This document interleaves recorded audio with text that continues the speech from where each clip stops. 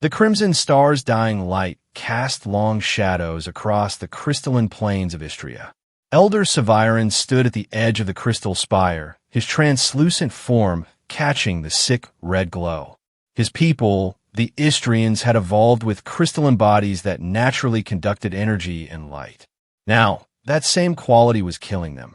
As their sun entered its death throes, radiation bombarded their world, causing their crystalline forms to cloud and fracture from within. The latest readings, Elder, spoke a younger Istrian approaching from behind. Her name was Lara, and she had been tasked with communications since the crisis began. Her form was still largely transparent, though faint patches of opacity marked where the radiation had begun its slow destruction. "How many wavelengths have responded to our distress calls?" Saviron asked, his voice reverberating through the translucent air of their atmosphere. 27 communications have passed through our receivers in the past solar cycle. All silent. Lara's light emissions dims, a sign of distress among her people. The Galactic Consortium has officially responded once. They stated, "Your request has been logged. Resource allocation is currently at capacity. We regret we cannot assist at this time." Saviron's crystalline form flickered with anger. At capacity? They maintain enough resources to police the outer systems, to regulate trade, to enforce their endless protocols. But to save a dying world, he gestured toward the scarlet sky.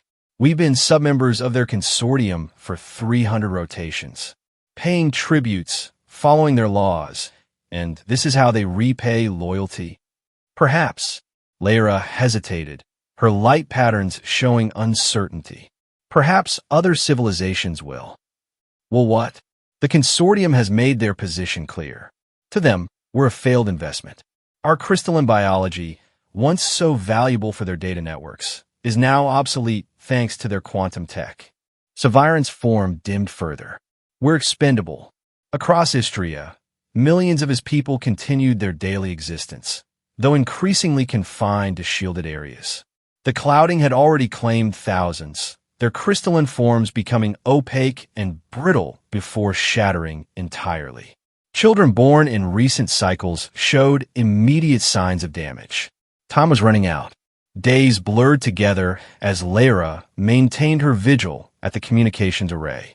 The star grew more unstable, its reddish pulses now accompanied by solar flares that penetrated even their strongest shields. Each pulse brought a surge of lethal radiation. The medical facilities reported increasing numbers of citizens developing crystal sickness, the translucent beauty of their forms gradually clouding to gray, then white, then death. On the 73rd day since the consortium's rejection, something changed. Lara was about to shut down the receiver for the night cycle when a signal pierced through the cosmic static. Unlike previous communications, this one wasn't using standard consortium frequencies. It was primitive, analog, broadcasting on electromagnetic wavelengths thought obsolete by most civilized species. Elder, Lara's light patterns blazed with excitement as she summoned Saviron. A response, but it's unlike anything in our communication protocols. The signal took hours to decode. The senders identified themselves as the human colony ship Aurora, en route from a distant system called Sol. The message was simple: receive your distress call. What assistance can we provide? Saviron studied the decoded transmission. Humans. I've heard of them. The consortium classifies them as primitive non-ascended. They're forbidden from full membership due to their emotional instability and slow technological development. But they responded, Lara pointed out. They didn't ignore us. That night, Saviron found himself studying the primitive methods humans use for long-range communication. Their mathematics were simple, their physics elementary by consortium standards, yet here they were, reaching across the void where advanced civilizations had failed to. The response Lara composed went through multiple translation matrices before being converted to a format the humans could understand. We are the Istrians of Star System KX 477. Our sun is collapsing. We number 3.7 million souls. We have limited time. Any assistance would be Gratefully received, Saviron finished for her. Even in desperate times, proper diplomatic language mattered. 3 cycles later, as Istria's day-night rhythm became increasingly erratic due to solar instability, the human response arrived, Captain Maeve Carter of Aurora acknowledging. We're redirecting our course. ETA 47 of her local days. Preparing for evacuation protocols. How can we help? The simplicity of the message stunned them both. No bureaucracy. No committees. No resource allocation debates. Just an immediate offer of help from beings the galaxy considered beneath notice. 47 days, Saviron calculated aloud. We'll need to inform the populace. Begin preparations. And he hesitated. We must be cautious. The consortium monitors all transmissions. When they learn of this interference, should we tell them to stay away? For their own safety? Lyra asked, though her light patterns showed she dreaded the answer.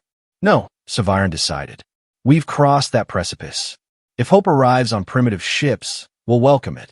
The Aurora was unlike any vessel documented in consortium databases.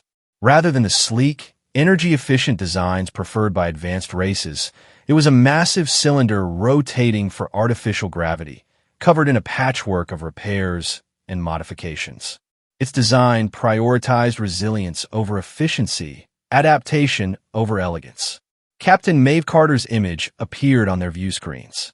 She was a biped, carbon-based, with symmetrical features and an expression that seemed simultaneously determined and concerned. Istrians found it difficult to read emotions from fixed facial features, so different from their own light pattern communications. Aurora to Istria. We understand the urgency of your situation. Our ship isn't equipped for a full evacuation, but we've been developing emergency life support modifications. We need to understand your biological requirements to adapt our systems. Dr. Amara Asher appeared alongside her captain. The Istrians had difficulty distinguishing human individuals until they learned to recognize unique voice patterns and facial features. Our medical bay is preparing for potential refugees. Can you describe your physiology and any special environmental needs? The subsequent exchange revealed the complexity of the task ahead. Istrians required carefully calibrated atmospheres, specific light wavelengths, and pressure variations that human technology struggled to replicate. Yet the humans didn't abandon the effort, instead beginning experiments with their limited resources. We'll fabricate crystal cocoons, Dr. Asher proposed after days of collaboration. Sealed environmental chambers that maintain your specific atmospheric requirements. It's not perfect, but might be enough to transport you to safety. Engineer Thomas Blake added his expertise. We'll need every replicator working overtime. The materials alone. He ran calculations. Our ship currently supports 500 crew. We'd be pushing life support to its absolute limits. But it's possible. 2 weeks into their planning, as the Aurora approached Istria's orbital space, a new communication arrived. This one bore the official seal of the Galactic Consortium. Vessel Aurora, registry unknown. You are ordered to cease and desist all interference with the Istria system. Your actions violate Protocol 447. B. Non-interference with natural celestial evolution. Captain Carter's response was immediate. Galactic Consortium, this is Aurora. We're answering a distress call from sentient beings facing imminent extinction. We will continue rescue operations. The consortium's reply chilled both species. Continuation of interference will result in immediate action. Your civilization lacks standing to challenge consortium authority. Final warning. In the crystal halls of Istrian leadership, debate raged. We're putting these humans at risk, argued Counselor Thane. The consortium has antimatter weapons. Aurora is just a colony ship.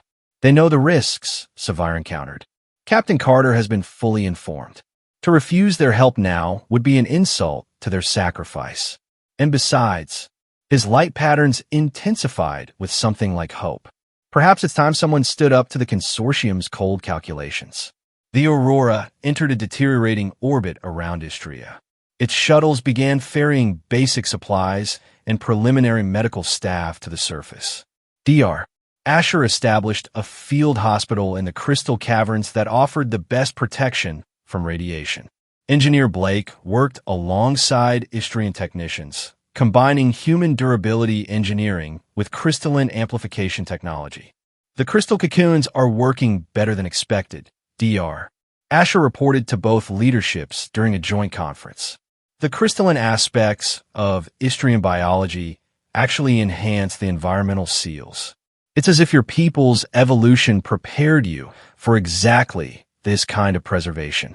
Lara spent hours learning to interpret human facial expressions and vocal tones. She discovered that behind their primitive exterior, humans possessed a deep capacity for empathy. Why? She once asked Captain Carter during a quiet moment. Why risk everything for strangers?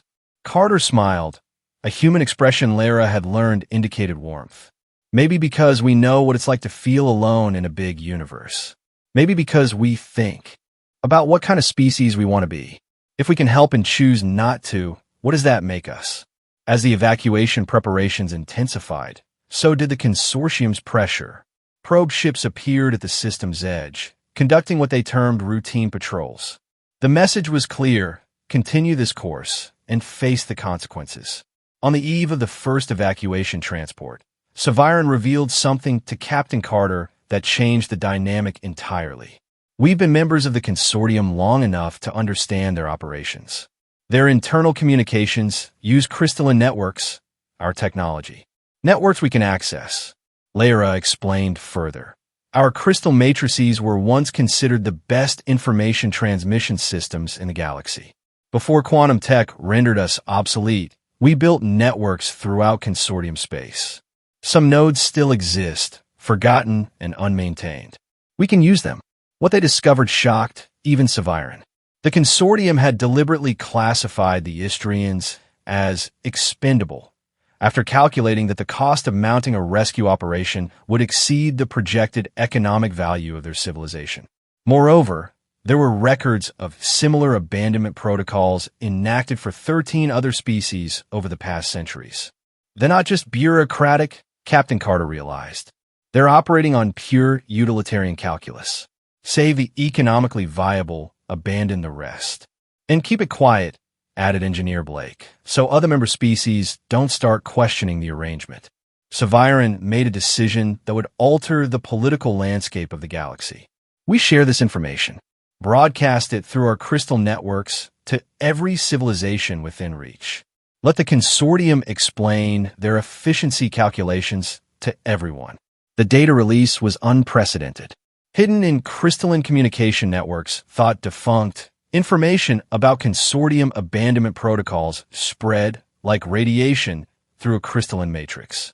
Smaller civilizations, client species, and even some core member worlds received irrefutable evidence of systematic prioritization of economic value over sentient life.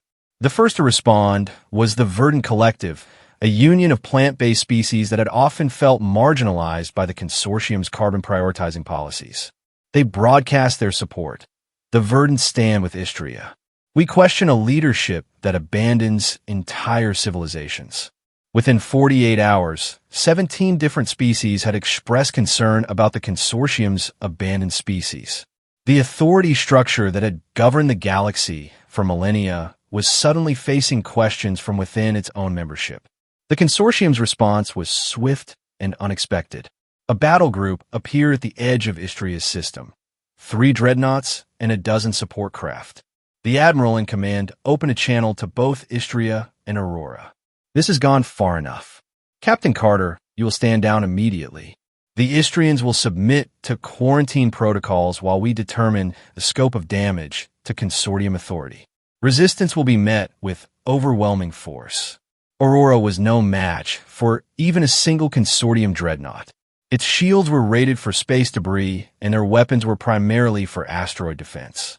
The crew knew they couldn't fight, but they also couldn't abandon their mission now. Attention Consortium Fleet, Captain Carter broadcast on all frequencies, including those reaching other systems. We are humanity of Earth. We may not be members of your consortium, we may not have your advanced weapons or ancient treaties. But we have something you seem to have forgotten: basic decency. We will not abandon these people. The standoff stretched for 12 long hours. During this time, more species came forward to support Istria's right to survival. The star's instability worsened, with massive solar flares threatening to overwhelm all shields. Time was running out for everyone. Then, something unexpected happened. Two member species of the consortium, the Tarsus Empire and the Aquatic Confederacy, announced they were dispatching ships to assist with the evacuation. They cited humanitarian obligations that supersede economic calculations.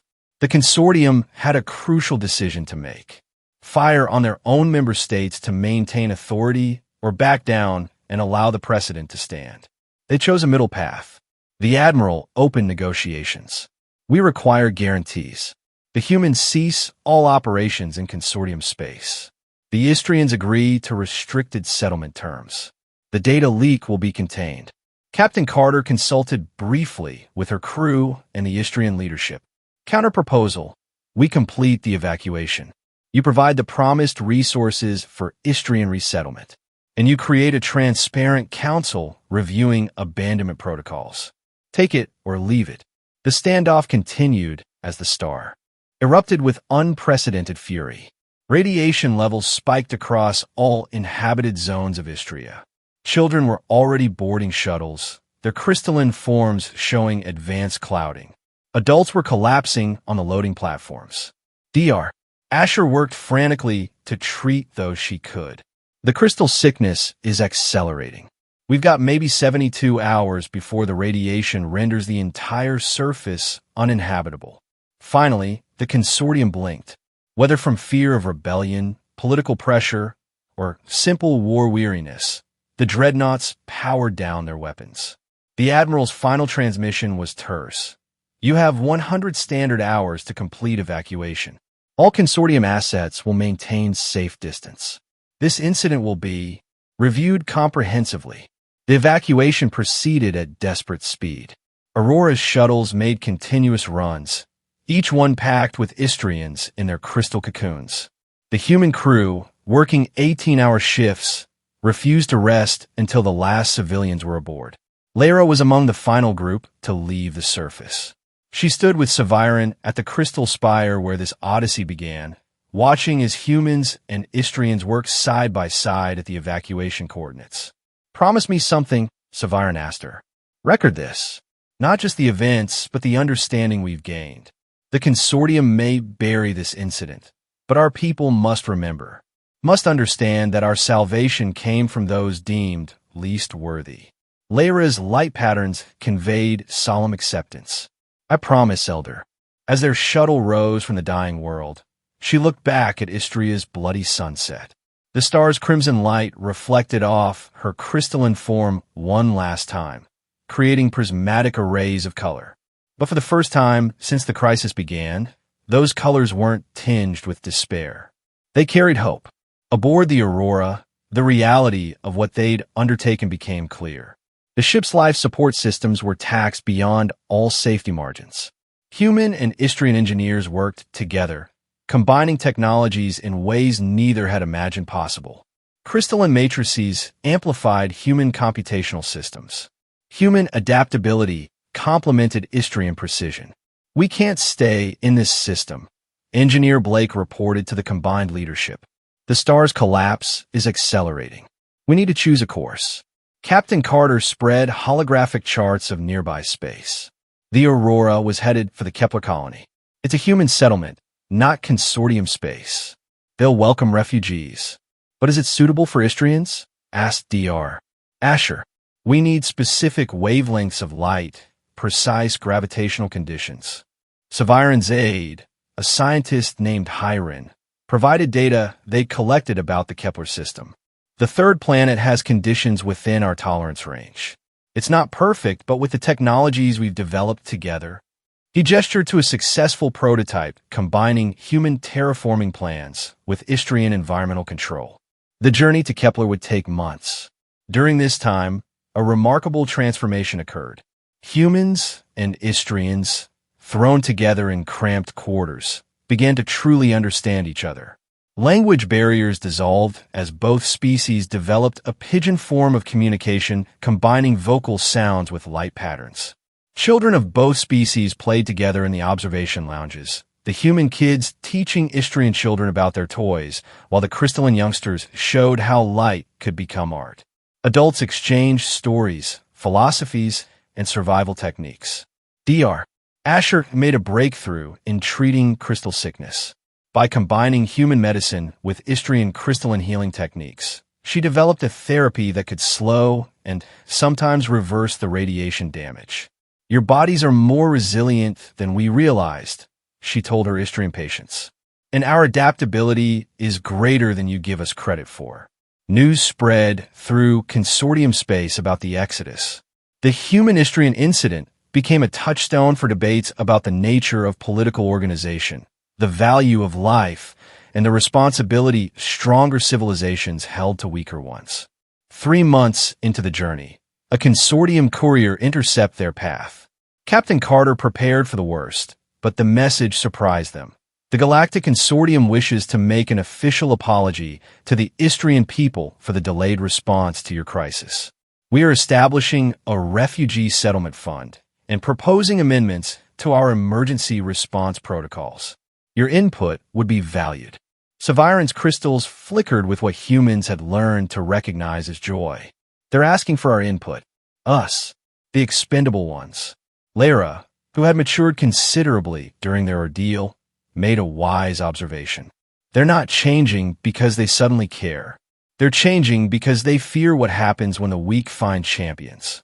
When they finally reached Kepler, the human colonists met them with open arms and resources. The planet wasn't paradise for either species, but it became something perhaps more valuable, a laboratory for cooperation and mutual understanding. Istrians established crystal farms, growing the matrices that would become the backbone of the colony's communication systems. Humans built the infrastructure, combining robust engineering with crystalline precision. Together, they created something neither could have achieved alone. Years passed. Saviron aged gracefully in the new world. His cloud-free crystalline form a testament to the healing his people experienced away from their dying star. He watched as Istrian and human children grew up together, their cultures blending at the edges while maintaining their unique identities. Lara emerged as a leader of her generation, serving as the first Istrian ambassador to the consortium's Reformed Council. The protocols they'd exposed led to significant changes in galaxy-wide politics. An emergency intervention force was established, mandated to respond to any existential threats facing member species. The Aurora itself became a symbol, converted from a colony ship to a rescue vessel, Istrian and human crew working side by side. Its mission expanded to ferrying medical supplies, providing disaster relief, and offering transport to those abandoned by the cosmic currents of power. On the 10th anniversary of the evacuation, the survivors gathered in Aurora's restored main deck. Captain Carter, now promoted to Commodore of humanity's small expeditionary fleet, stood beside Elder Saviron at a memorial created from fragments of Istrian crystal. "To the family we never expected to find," Carter raised her glass in the human custom of toasting. Saviron's crystalline form pulsed with warm light as he replied in the hybridized language that had developed between their peoples. "To the stars that brought strangers together, and to the courage to reach across the darkness." In the audience, someone began the song that had become an anthem for both species, a melody that somehow captured human rhythm with Istrian harmonic crystals. It spoke of light in darkness, help from unexpected places, and the family formed not by birth, but by choice and circumstance.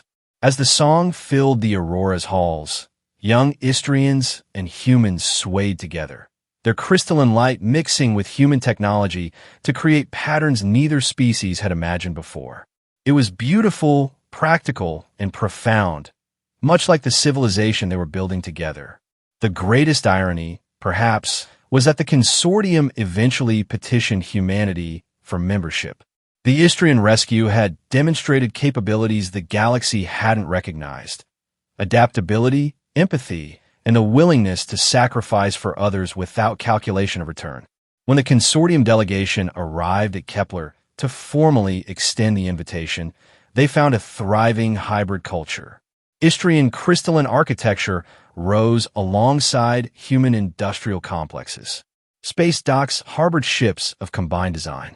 And everywhere, the two species worked, learned, and lived in harmonious cooperation. We've studied the covenant and find Earth worthy of consortium membership, the lead delegate declared, using the formal language of admission. Captain, now Chancellor Maeve Carter, stood beside Sci-Fi and Elder of New Istria at their combined Capitol building. Together, they prepared for this moment. We appreciate the offer, Carter began diplomatically. But we've learned something important these past years.